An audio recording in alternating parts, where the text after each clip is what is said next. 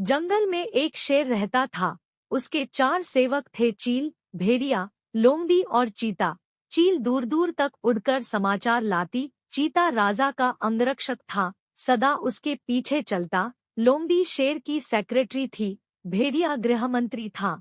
उनका असली काम तो शेर की चापलूसी करना था। इस काम में चारों माहिर थे, इसलिए जंगल के दूसरे जानवर उन्हें चापलूस मंडली कहकर पुकारते थे। शेर शिकार करता, जितना खा सकता वह खाकर बाकी अपने सेवकों के लिए छोड़ जाया करता था। उससे मजे में चारों का पेट भर जाता। एक दिन चील ने आकर चापलूस मंडली को सूचना दी, भाइयों, सड़क के किनारे एक ऊंट बैठा है। भेड़िया चौंका, ऊंट किसी काफिले से बिछुड़ गया होगा। चीते ने जीभ चटकाई, हम शेर को उसका शिकार करने को राजी कर ले तो कई दिन दावत उड़ा सकते हैं। लोमड़ी ने घोषणा की, यह मेरा काम रहा। लोमड़ी शेर राजा के पास गई और अपनी जुबान में मिठास घोलकर बोली, महाराज, दूत ने खबर दी है कि एक ऊंट सड़क किनारे बैठा है। मैंने सुना है कि मनुष्य के पाले जानवर का मांस का स्वाद ही कुछ और होता है, बिल्कुल राजा महाराजाओं के काबिल। आप आज्ञा दे तो आपके शिकार का ऐलान कर दूं। शेर लोमड़ी की मीठी बातों में आ गया और चापलूस मंडली के साथ चील द्वारा बताई जगह जा पहुंचा। वहां एक कमजोर सा ऊंट सड़क किनारे निढाल बैठा था। उसकी आंखें पीली पड़ चुकी थी। उसकी हालत देखकर शेर ने पूछा, क्यों भाई, तुम्हारी यह हालत कैसे हुई? ऊंट कराता हुआ बोला, जंगल के राजा, आपको नहीं पता इंसान कितना निर्दयी होता है।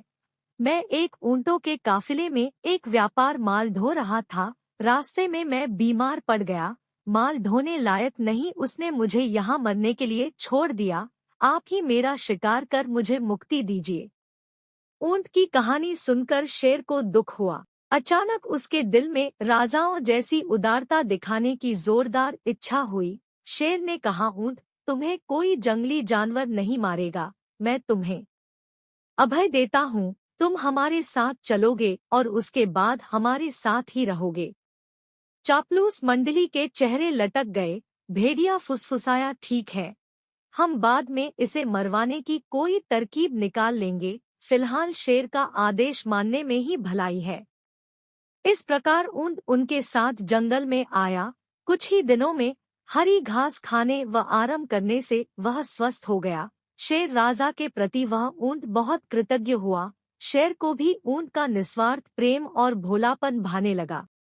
ऊंट के तगड़ा होने पर शेर की शाही सवारी ऊंट के आग्रह करने पर उसकी सवारी पीठ पर निकलने लगी। वह चारों को पीठ पर बिठाकर चलता। एक दिन चापलूस मंडली के आग्रह पर शेर ने हाथी पर हमला कर दिया। दुर्भाग्य से हाथी पागल निकला। शेर को उसने सूंड से उठाकर पटक दिया। शेर उठकर बच निकलने में सफल तो हो गया, पर उसे चोटें बहुत लगी। शेर लाचार होकर बैठ गया। शिकार कौन करता के दिन न शेर ने कुछ खाया और न सेवकों ने। कितने दिन भूखे रहा जा सकता है? लोमड़ी बोली, हद हो गई। हमारे पास एक मोटा ताजा ऊंट है और हम भूखे मर रहे हैं। प्लस चीते ने ठंडी सांस भरी, क्या करें? शेर ने उसे अभयदान जो दे रखा है। देखो तो ऊंट की पीठ का कुबड़ कितना बड़ा हो गया है। चर्बी ही चर्बी भरी है इसमें। भेड़िए के मुंह से लार टपकने लगी। ऊंट को मरवाने का यही मौका है। दिमाग लड़ाकर कोई तरकीब सोचो। लोमड़ी ने धूर्त स्वर में सूचना दी, तरकीब तो मैंने सोच रखी है। हमें एक नाटक करना पड़ेगा। सब लोमड़ी की तरकीब सुनने लगे। योजना के अनुसार चापलूस मंडली शेर के पास गई। सबसे पहले चील बोली, महाराज, आपको भूखे पेट रहकर मरना मुझसे नहीं देखा जाता। आप मुझे खाकर भूख मिटाइए। लोमड़ी ने उसे धक्का दिया, चल हट, तेरा मांस तो महाराज के दांतों में फंस कर रह जाएगा। महाराज, आप मुझे खाइए। भेड़िया बीच में कूदा, तेरे शरीर में बालों के सिवा है ही क्या? महाराज, मुझे अपना भोजन प्लस बनाएंगे। अब चीता बोला, नहीं, भेड़िए का मांस खाने लायक नहीं होता। मालिक, आप मुझे खाकर अपनी भूख शांत कीजिए। चापलूस मंडली का नाटक अच्छा था।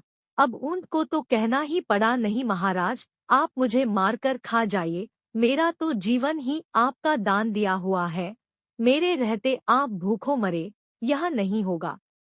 चापलूस मंडली तो यही चाहती थी। सभी एक स्वर में बोले, यही ठीक रहेगा महाराज। तो ऊंट खुद ही कह रहा है। चीता बोला, महाराज आपको संकोच हो तो हम इसे मार दें।